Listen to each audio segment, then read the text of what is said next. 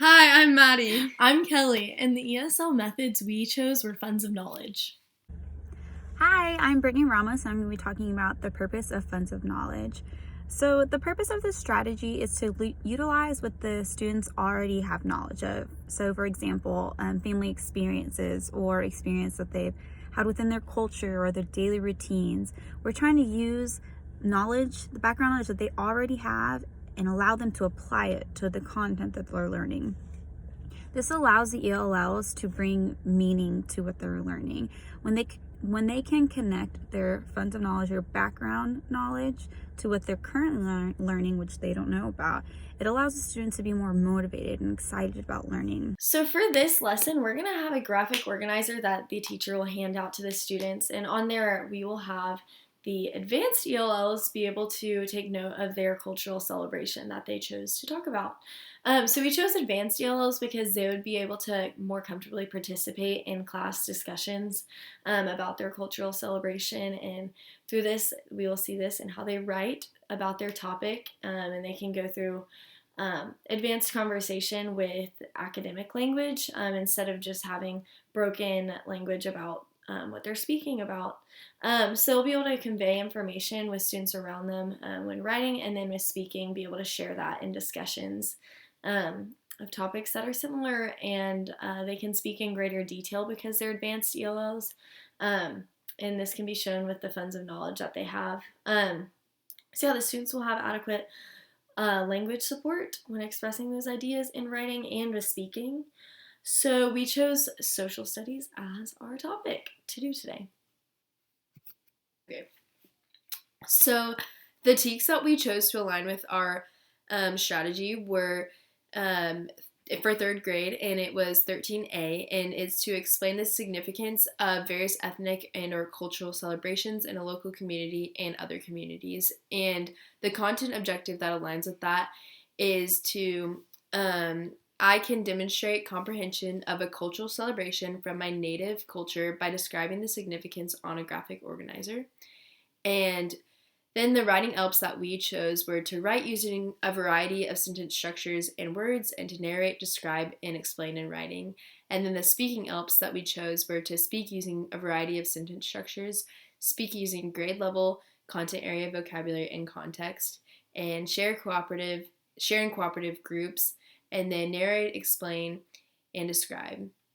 And then the language objectives that aligned with that was that I can orally and in writing explain the significance of a cultural celebration by sharing with a partner using academic vocabulary. And then the sentence stems were a cultural celebration in my native culture is blank, and then blank is significant because blank. This is an example of the sample activity.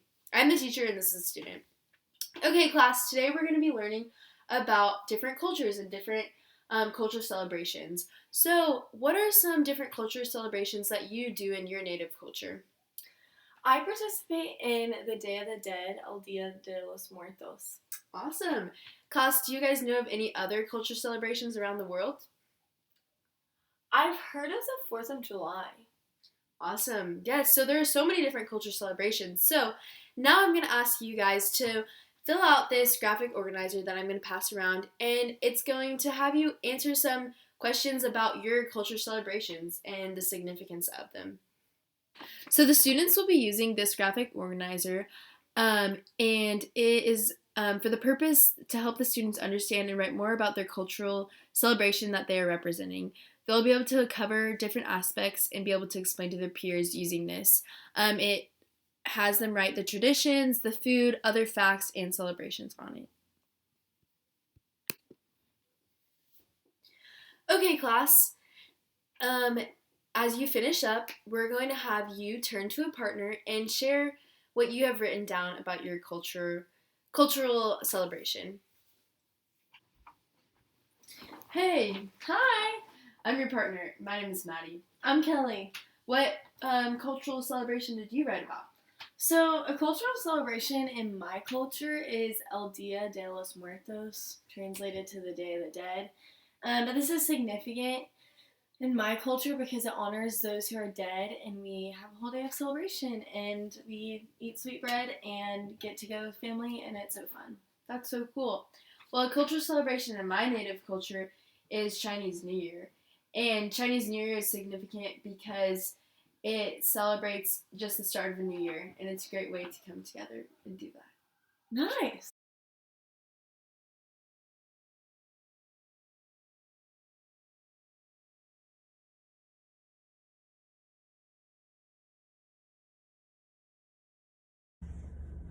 It's also important to remember that it's not something that the ELLs lack. It's in fact, it's something that they have, that they're going to bring to the table, that's theirs.